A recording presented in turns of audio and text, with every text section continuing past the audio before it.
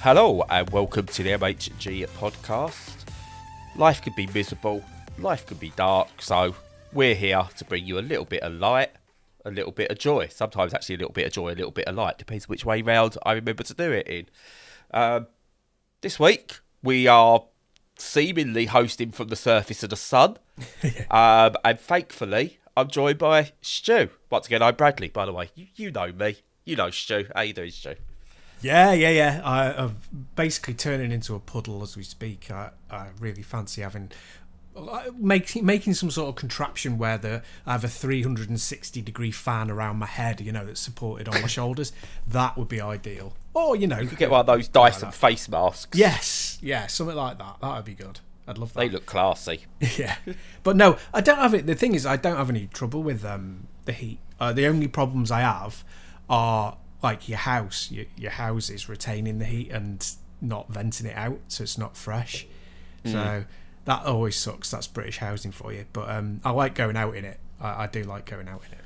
Oh, see, I don't. I actually discovered having issues with heat is very much an autism thing as well. Right. Which I was totally unaware about. And I have issues, and the more I think about how hot I am and how much I'm sweating, the more I seem to sweat. Yes. Yeah. I suppose that's part of. I'm like the opposite of Prince Andrew. It's weird. Yeah, you're super not noncy because you don't sweat at all. Look at my armpits. I'm clearly not a nonce. Yeah, exactly. Look, officer, here's the proof. Yeah, totally. No, I know what you mean. It's like I think some neurodivergent people have proprioception and interoception issues, don't they? With that, which are worth googling, by the way, audience, if you want to look them up. But yeah, it's a challenge. It's a challenge. Everyone could do with, ideally, air conditioning that was powered entirely by solar. That's the dream. That should be possible, really. Yeah. A solar panel on an air conditioner hanging out your window. Surely that's possible. I think it is. I think it's just expensive. That's all. People can afford things. If we had this, I don't know, some way of making sure everyone's got money to be able to do things. I don't know. Oh, I know what you mean. You're talking about the youth the youth stopping buying all of those avocado sandwiches and stuff. That's what you've been spending it on. Yeah, definitely not a universal basic income. No, that's a crazy idea, man. No, you communist, But yeah, I just want to quickly point out before we get going, and this will lead somewhere in a minute, is I think I've created an ADHD paradox. Go on. So it works similarly to the same way that the grandfather paradox works in time travel. But the ADHD paradox is ADHDers are known to kind of mimic the people they're around to try and fit in and things like that. So they take on a lot of their behaviours that they're doing and like reflect them back to them. It's just a way of coping like socially and stuff like that. Now I got thinking earlier, I do that quite a lot. I kind of reflect back like how I act, like what people are like, I reflect back to them. And since discovering I am ADHD, and I'm seeing a lot more ADHD content, I'm now wondering, am I actually not ADHD because I'm seeing the ADHDers more and I'm mimicking the ADHD behaviour, which in turn causes me to do the mimicking for other people. But to actually mimic the ADHDers, I've got to have ADHD. But if I haven't got ADHD because I'm only picking ADHD because I'm seeing other ADHD people, well, am I actually ADHD? But I must be ADHD because I'm mimicking other people to mimic the ADHD. See? Paradox. Kind of. I think I think that might just reassure you that you have ADHD. You'd think, wouldn't you? But no, I do still sit there and go, I'm a fraud. No. Oh, God. No. Your ears can be a testament to that. Talking of paradox. Go on. Did you know there's a company called Paradox? And do you know what they publish, Joe? I haven't got a clue. What's that? Video games. Video games, Brad. Yes. Do you remember them? I do. You clearly don't, by the way, because it's been a while. Yes. Unfortunately, I can't. I tell you what, I'm going to ask the question. Okay, I'm going to ask the question because then people will get an understanding. What have you been playing, Stu? I've been playing literally nothing. And this is kind of an extension of what I think I mentioned on the podcast last week. If I didn't, I mentioned it to yourself anyway. In that I'm trying to be away from screens when I'm not working, because work is horrific at the moment and will be for a while at least. And so outside of that, I've been doing different stuff. So I've been trying to do the exact opposite. So I've been out walking more. I've been doing my Duolingo, like learning Welsh, because I'm moving back to Wales, and I want, it's just a thing I want to do personally for myself. I mean, so that's you was in Wales anyway. We're being, Chester. Yeah, pretty much, basically. Yeah, don't say that to most Cestrians because they'll react. Yeah, but I don't care. If you're from the northwest, you know that Wales is pretty much Chester. It is. Chester is pretty much Wales, rather. I grew up over the border, actually, in Wales. So. Okay. Yeah, so I grew up. Bit like Ian Rush. He's one of my friend's cousins. Well, now we've got to get talking.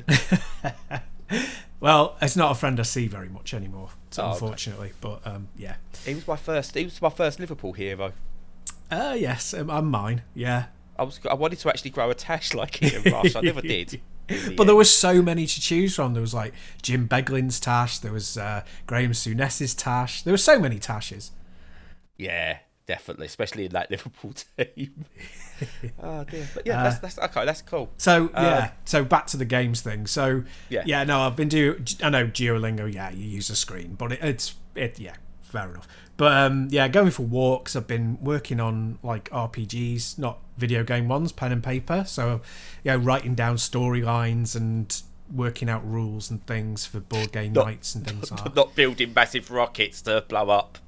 Oh no! People. Which is that's what my wife says. That's what Mel says every time. She's just like, I go, oh, and she goes, what are you doing? Oh, RPG stuff. She's like, rocket propelled grenades, and I'm like, because every time. But anyway, fine. It's a P and P RPG if you want to get precise. Yes, correct. Tabletop RPG. That's the one. So, but so I've just been not going to games. I've been doing other stuff that's very, very slow.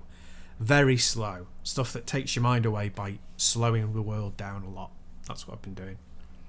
Thankfully, I don't have a life. The football season's finished, so, we're not travelling everywhere to watch the women play, which is, it's not good because I enjoy it. It gets me out, but I've had a bit more time on my hands.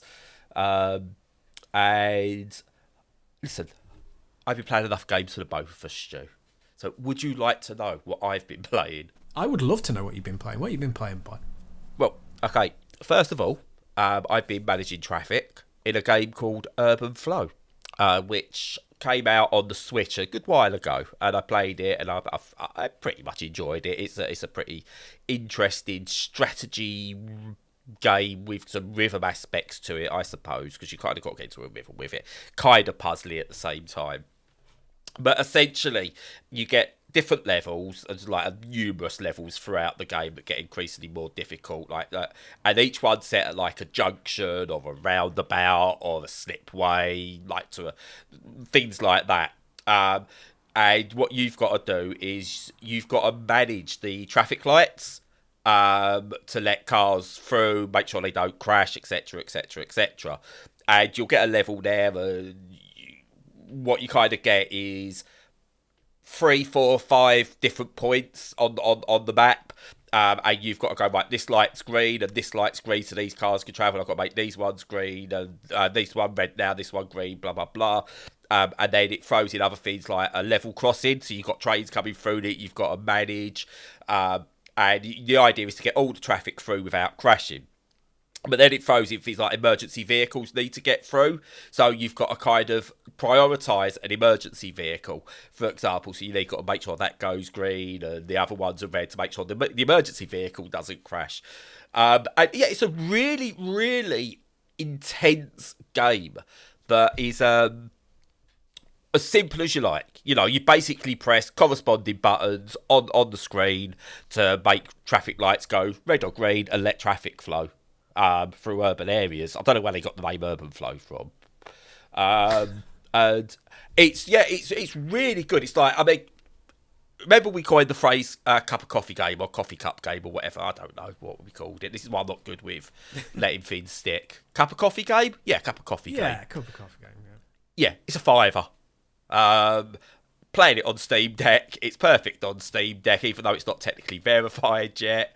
I stick it on for 10 minutes if you want. Play a couple of rounds. Doesn't matter if you do well or you foul or whatever. It's just really, really fun but challenging at the same time. And for a $5, you really cannot go wrong.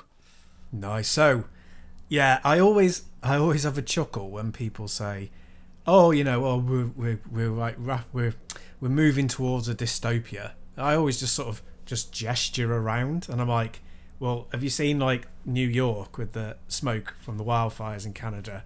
And have you seen the fact that Brad's playing a game where automation has taken away our role in society and our jobs, and so now we have to play video games that give us back the jobs that you've given out to automation."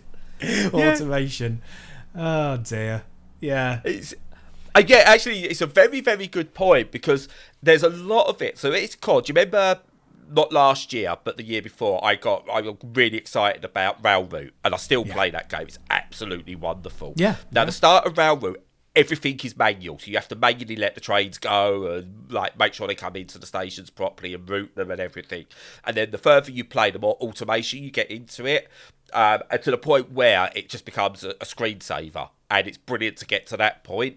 This is like that starting part of Railroad, but without the progress to go to automation at all. It's completely manual. And honestly, it's fun. It really is. But yeah, it's what, at some point, that would have been someone's job in a control room as well. I think the idea of it being a remote job at one point was like bizarre, because it used to be like the old person stood there, didn't it? Trafficking, like you could go, you stay. Used to be quite a skilled job, that one. It did. Yeah, no, I mean, we have progressed from, let's play a game where it's a job that we can never have, so we can experience a job that we could never do, like be an astronaut or a pilot or a deep sea diver. And now it's gone to, do you know what I really want to do? I want to be a lollipop lady, because we don't do that anymore. No, that's an exaggeration, but you know what I mean. And it is quite interesting. It is quite funny. And on that sort of dystopian future kind of chat, there's machine learning and AI and ChatGPT and everything, and people frantically panicking that it's going to take over. And it's like, well, it can and it can't, because it's at the moment it's drawing from a pool of knowledge to create stuff created by content creators, but it's going to reach, again, a paradox. This is the paradox cast today.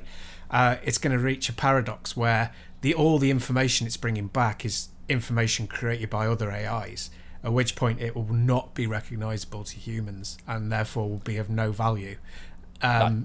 We completely agree with you there. Yeah. So it's an interesting paradox. So it really is. Now, I'm like, in terms of like, have you seen this? Like, there's a comedian in Australia actually done an entire set written by ChatGPT. Didn't tell anyone, just went on and done the set and absolutely died on stage. And just proved like the jokes, they weren't structured properly, they didn't make any sense in context, there was no flow to his set or anything. They was all just separate, not in that Tim Vine way of doing separate jokes either, which can be amusing at times. I don't find Tim Vine particularly funny, but he's better than his ludicrously right-wing knobhead of a brother. Or the Canadian fellow who does all those quick time jokes and everything as well. And there's no flow, and you see like chat GPT options of like saying they're going to write scripts and that. It's not. It doesn't have any context or anything, and I don't think AI can learn context. Not in our future anyway. Maybe many hundreds or thousands of years down the line, if we're still alive. But I am happy with the automation process where again, this is where, not to get political on a $4.99 game, by the way. No, apologies to Baltoro Games on this one, but hey, your $4.99 game about controlling traffic has raised some interesting points about society. There you go. But the dream was always, like, if you go back a few hundred years, like, our dream was everything would be automated, and we would just live and have the entertainment and the creative side of things. I watched an episode of Some More News the other day, and Cody Johnson was showed a clip from the Jetsons, where George Jetson was complaining that he had to actually work 2 hours that week because something had gone wrong. And it's like, but that's the dream we've always had, is robots will take over and do the mundane jobs and allow us as a society to be creative. And ChatGPT, ironically enough, has managed to pull information from places to then kind of prove how universal basic income and automation can work together to keep society running well, actually enhance capitalism while allowing people to live good lives and be creative and progress humankind forward. And it's just kind of, if the stupid AI can get it, then, you know, maybe one day the politicians might. But yeah, I found it really interesting. And like Power Wash Simulator and stuff like that, to be honest, I don't want to go out and power wash outside, because you've got to actually clean up and put the stuff away. And, you know, I've actually got to get up and go to work in the control room to manage the traffic. I don't want to do that. I just want to sit on my Steam Deck on my sofa in my pants and press buttons. Yeah, absolutely. Yeah. I don't. I like those. I like the existence of those games. I think they're lovely, and I think it's great that people have those options. But I'm never interested in them. I never want to do chore type stuff, you know, farming simulators or anything like that, really. If I'm going to be flying a plane in the game, I want to be destroying some thinly concealed, you know, equivalent to the North Koreans or the Russians, you know what I mean, or whoever. Oh, no. Preferably the Americans, but, you know, talking of which, just though, talking of which, did you see the new content for Flight Simulator? I did not. No, what's that? Oh my god. It's added helicopters for a start. That would be big enough in itself, but now it's added actual, like, mission-based content. So, like, you could be like a fire and rescue and stuff like that. Oh, nice. So you have to go rescue people out the sea or off mountains and so on. It's added June content, not like in June, but, you know, June, the Frank Herbert stuff. Yes. Is it Frank Herbert? Please tell me I haven't just made a fool of myself. Yeah. It is Frank Herbert. Yeah, it is. And you can control, like, the vehicles in June, which is really, really good. That's another one. But yeah, it's added all, like, proper mission-based stuff, and that's coming out next year, apparently. I can't wait. Oh, I'm going to dust off the flight stick. Yeah. Well, you and I have said loads of times that there's not enough firefighting games around. You know, I said there's, like, the Firemen on the SNES, and there's that Roscoe McQueen. Yeah, Roscoe McQueen. And there's that. There's Burning Rangers, which is amazing. Won't hear anyone say a bad word against it. Don't care. And there was that Inferno, whatever, Nuclear Blaze that we were playing. I've only played a little bit of that. I've really got to get in and play that properly. That is an absolute corker. It really is. It totally went under the radar for me. It's a cracker. It's a cracker. Oh no, let's not go down that route again. But yeah, no, it's a really good game, and there's loads of the firefighting games that have come out are really good, but there are not enough of them. So yeah, I think that's brilliant with Flight Simulator. And yes, you should buy a flight stick, and you can tell your bank manager that I said you could while you go into terrible debt. Mm-hmm. Yep. But if you haven't got enough money for a flight stick, and God knows how much it's all going to cost to actually own it all locally on a system rather than playing the cloud version or whatever you want to do, building a full cockpit set up in your... If you haven't got the money for that, $4.99 Urban Flow. Get on it. Nice. Moving on.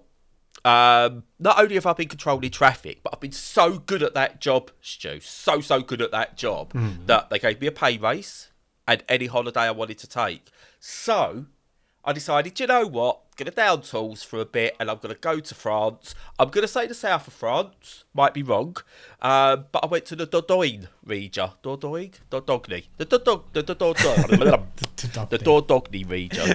region. That's region. Yeah. But yeah, no. I've been playing Dordogne. Now, I'm not going to say much in terms of review on this or anything critical, because for clarity, when I did a couple of months interning to see what the industry was like at Player 2 PR, this is one of the games they worked on, and technically I was around while they was working on this game. So for clarity's sake, that's there.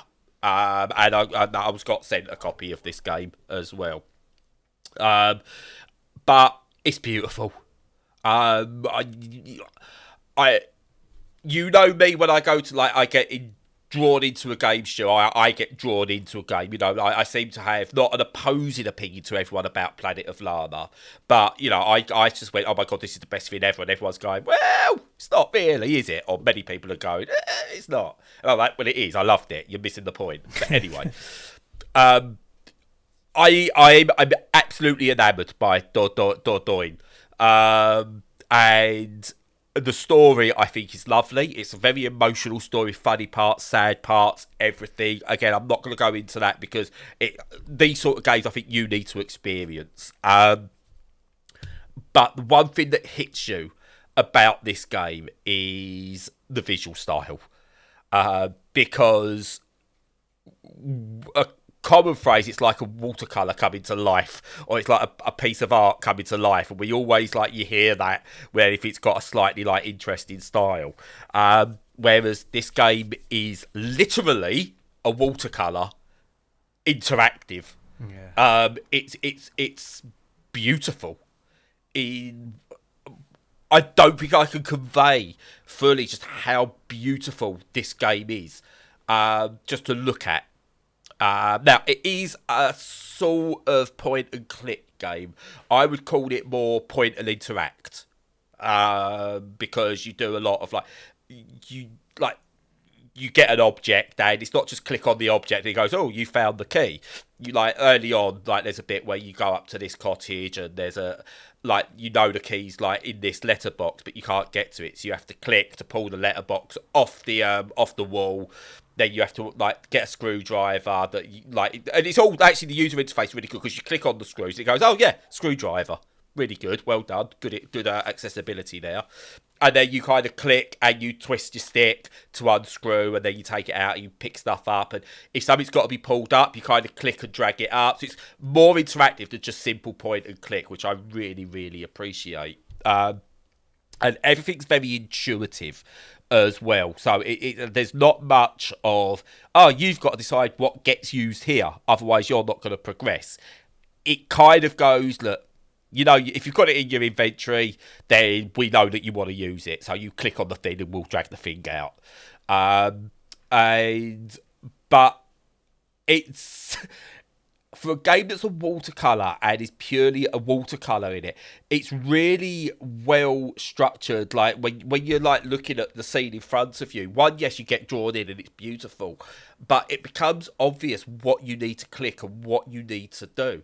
And it's that level of immersion and beauty, but having accessibility and not trying to make you feel stupid, that brings it together really well and makes it a really lovely experience to go through.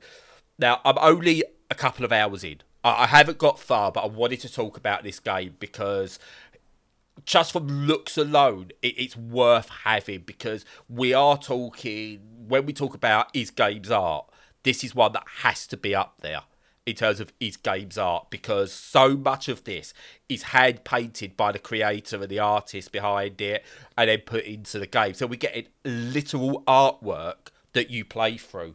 And yeah, I'm so far, I absolutely adore it. The story itself, I will say, it's not a story you go, oh my god, that's like an unexpected story. It's kind of like the usual coming of age and discovering yourself story. So it's nothing special there, but I honestly think it's everything that surrounds it that brings it together in such a unique and special way. And yeah, this has been, I think, on many people's radars for quite a while, and it's worth the wait. Cool, yeah, it does look beautiful. I was reading some aggregated reviews, and one of them was saying that it's in that kind of items of reminiscence type genre, You know, you reconnecting with items that you go back into your past, reminiscing with the items and stuff. I'm really torn with this one. I think I probably will buy it. I had a look on how long to beat, and it says it's about 3 hours, and I think I could probably suffer through gameplay I'm not really into for 3 hours just so I can see how beautiful it is all the way through. You know, because I do want to support them, and I do want to see all of the gorgeousness, and not just videos of it, but actually experience it in kind of real time, sort of thing, and see it emerge in front of me, sort of thing. So I think I probably will buy this. I think it deserves it. Have you played Assemble with Care? No, I haven't. No. Right, okay, I was going to say, 'cause if you played that and enjoyed it, then this is right up your street. You will get it. But I say, because it's not... It's very hard to describe, because from the outset, it is a glorified point and click. But that's like saying everything's a glorified Pac-Man, because you're moving, you know, your stick or whatever. Too simplistic, yeah. Yeah. And as a description, it's too simplistic, not the game. Yeah. It's an adventure game, but it's not really an adventure as such. Like, adventure for me is being overly active, and it's not. But it's not a walking simulator either. You know, What Remains of Edith Finch and Gone Home and stuff like that. There's elements of that in there. But whereas they are literally, you walk and you click on a dot or whatever, and it's because you see what's interactive and it opens it for you. It adds that extra level with immersion, but without going overly complicated. If it is 3 to 4 hours in total, I'd say I think I've spent a lot of time just admiring and sort of going, ooh, that's nice. Wow, that next scene's lovely. Oh, wow. Okay. And it's just really drawn me in.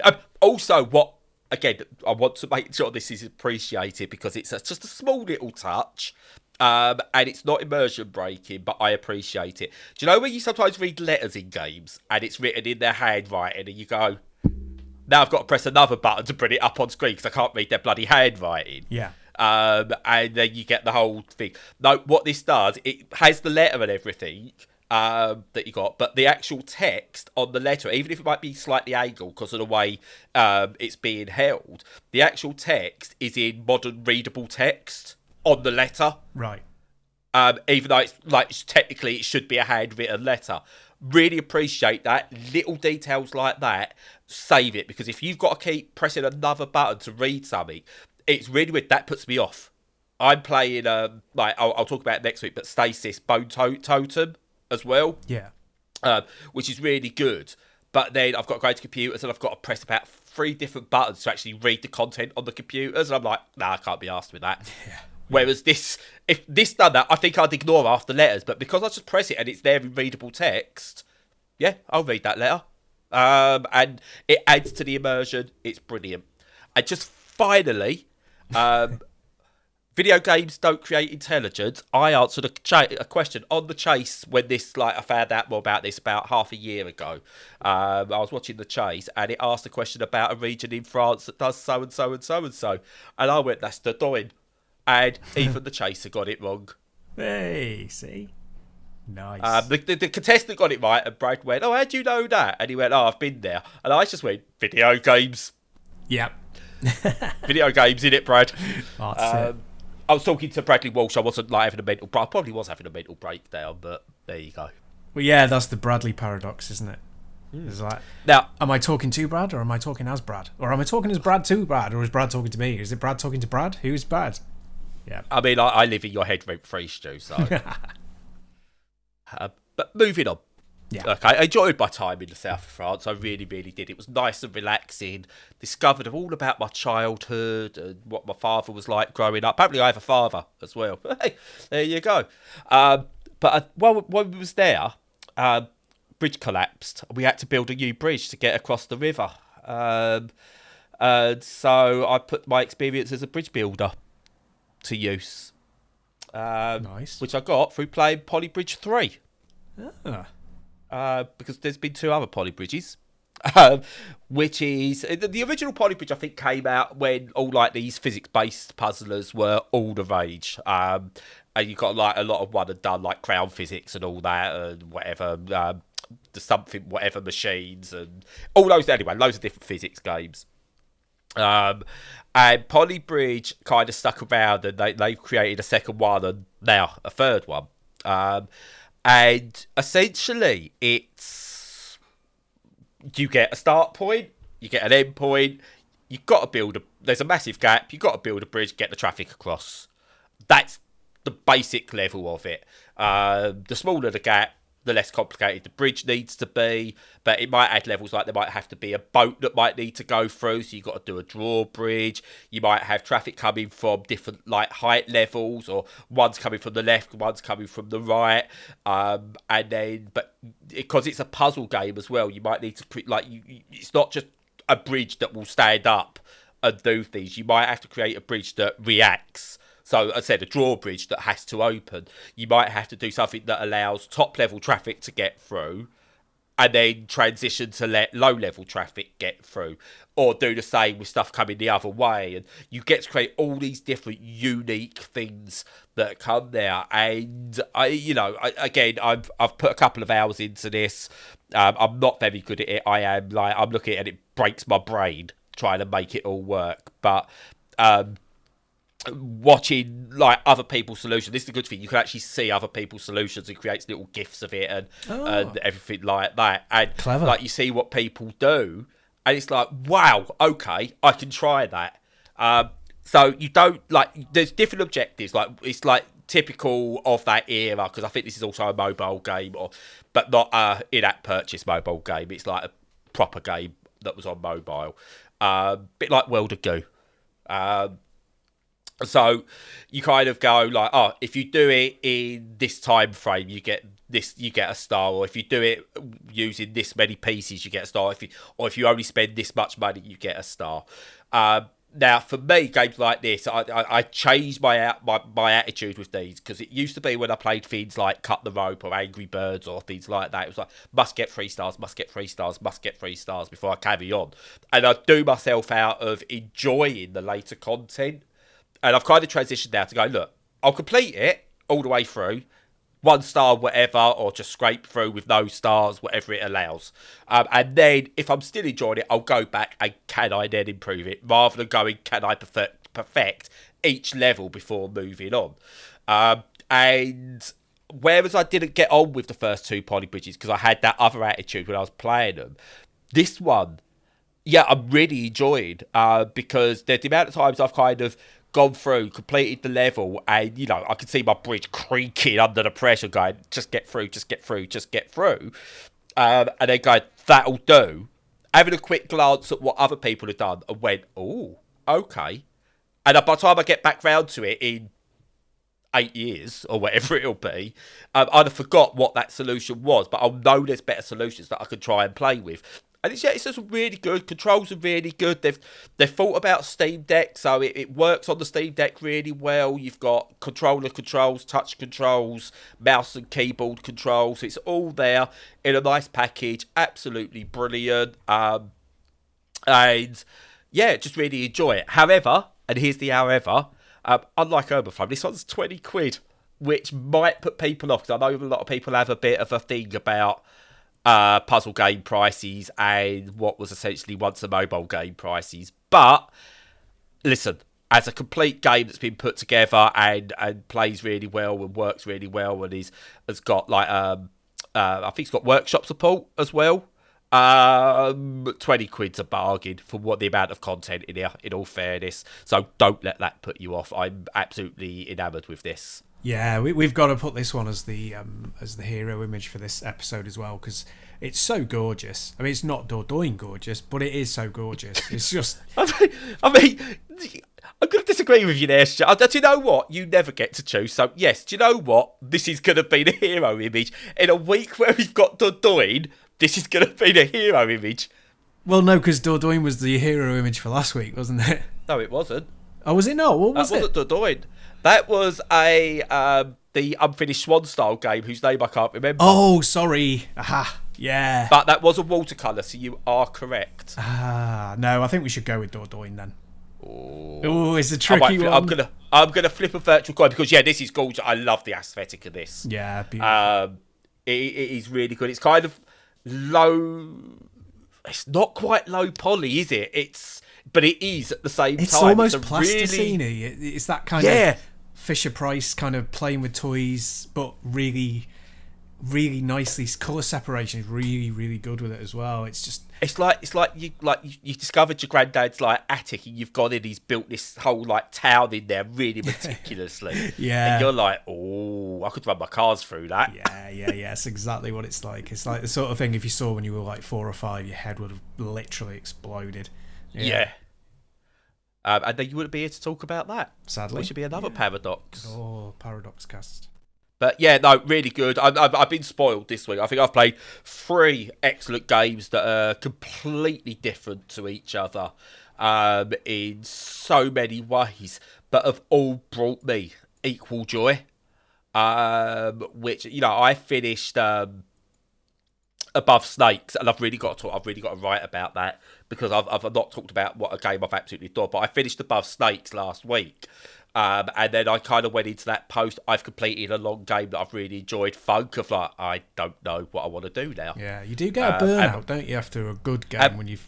Yeah. Am I done with video games? Is that it for me now? So to then pick up these 3 that I'm working through together, along with, I'm also just had a bit of horror to it. I'm playing Stasis Bone Totem, and I'll talk about that properly next week.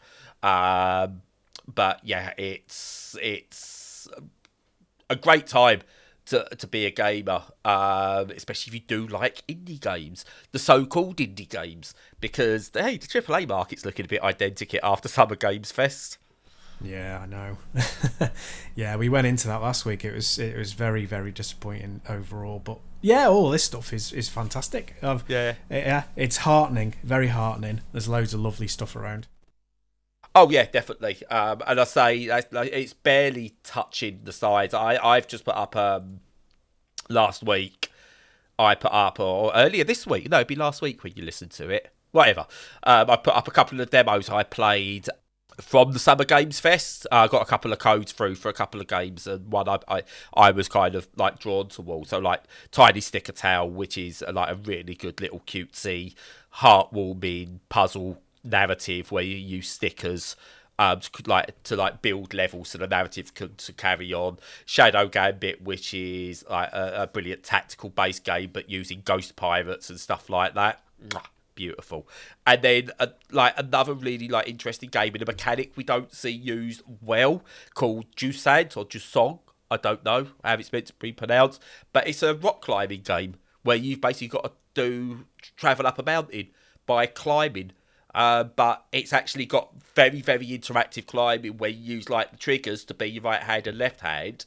But it's not tedious. It works because it goes, okay, look, you've got to find your actual points to climb, but you're close enough. So we'll give you that little bit. And there's puzzle mechanics to it and working out how to get places. And it takes what is the most tedious part of games like Tomb Raider and Zelda, and what's that other game with Nathan Drake in it, Uncharted, takes the most tedious parts of those and makes it an interesting concept. So again, these are all games that usually not get the time of day and probably be ignored by most people, but yeah, it's that's just a small section of what I saw that I liked. We got the Steam Next Fest coming up next week, I think. This week, possibly, as you're listening to it. Yeah. So get ready for a load of stuff off that because, yeah, it's busy. There's just every time it feels like we're about to go into a bit of a drought of creativity, up pop a bunch of indie devs and they go, well, here you go, have some fun. Absolutely. Yeah, I'm very much looking forward to it. So am I, and then you've got to listen to me talk about them all. Because I don't really talk enough, Stu. I know, you need more time, don't you? Yeah. I do. I need more time to talk about things and get my point. I definitely need more time to get my point across because my brain kind of goes, get to the point. My mouth's going, yeah, in a minute. In a minute there, Brad. Yeah, whatever, dude. I'm not listening to you. haven't got the last point out yet, have we? So we can't quite move on to the next one.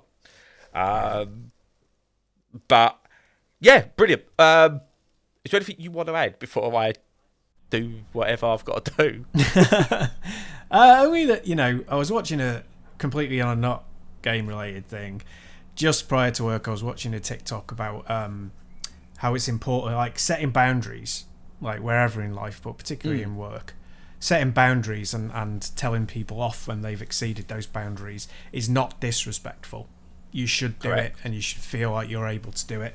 And if it means that they get funny with you or arsey with you, don't feel bad about that. You're entirely within your rights to set boundaries. And it's just been particularly pertinent this week because, I've had a lot of feedback and behaviours that I'm just not accepting anymore. I've reached a total everything's chucked in the fuck it bucket, you know what I mean? It's just like not having that anymore. So my boundaries are well and truly set, and and I feel empowered by watching that because you should have boundaries that people don't cross because people can be arseholes and they should be told when they are being arseholes. So there you go. That's my thought for the week. Totally agree, and I would love to end on that point. Because you are 100% right. But as you started talking, something popped into my brain. Did you get to go and see Spider-Man Across the Spider-Verse? Yeah, I did. It was terrible. No, I'm only joking. It was absolutely fantastic. Jesus Christ almighty, what a film. I know. I thought it was fantastically good all the way through. Has to win an Oscar for something. Yeah, it should do. It really should. If not all the Oscars, because the storytelling I thought was brilliant. There was no, do you know sometimes you see the film and it goes to be continued, and you sometimes you get people boo and stuff like that. The cinema screen I was in was just left in stunned silence. It's everyone was still trying to comprehend what they had just watched, and there's so many little there's so many little nuggets in there that call back to the first film in really creative ways. So it's I remember watching the first film and seeing the number 42 everywhere, and it was kind of hinted at that the number 42 was actually just a tribute to Jackie Robinson. And it was I remember reading stuff and going, I wonder what the number 42 means. I've seen that a few times. And it was because Miles, from his heritage, it was a tribute to the struggles of Jackie Robinson and stuff like that. It was that's really cool. And then obviously we know more because we've seen the film show. I'm hoping everyone gets to go and see it. And then there's nods to what different colours mean and what they meant in the first film to what they mean now, thanks to big reveals. And oh my god, it's just I took Edith to see it. She was first opening 20 minutes before the title card comes up, with Gwen and her kind of story going on there. Edith kind of leaned over to me while we was watching it and went, "Daddy, this is amazing." I was Edith, I know. Yeah. It's, oh my Jesus. It was, I can't put into words just how good that film is. And if you haven't seen it, go and see it. Get the first film on DVD or stream it or whatever if you haven't seen the first film, but watch it, then go and watch the second film. It's all amazing. I am going to go and see it again because I'm going to take Lucas to see it. Yeah, it's fantastic. It's just... so packed full of creativity. You can't even... It's off the charts in terms of creativity. The only thing worth saying from my side other than that is the trailer for whatever the Pixar one's called, Elemental, is it? It was on before it. Yeah. And it just made that look so hollow and pointless and creatively bankrupt, in comparison, and it's beautiful and fantastic. Yeah, and if it was just purely style over substance, I still would have had a good time, but it's not. Yeah, it just shows that you can go over the top creatively and still create something that's watchable and coherent and invests you.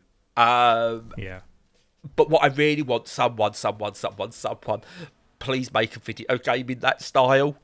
Because however you do it, I don't care how you do it, because it's just Yeah, we could go on about it forever because it is so wonderful. It's such a brilliant Yes. film. But yes, glad that you enjoyed it so much, and hope that everybody's got good things coming up for the rest of the week, and that the weather holds well for the people in the UK and hopefully everywhere else. So, in the meantime, yeah, just blanked.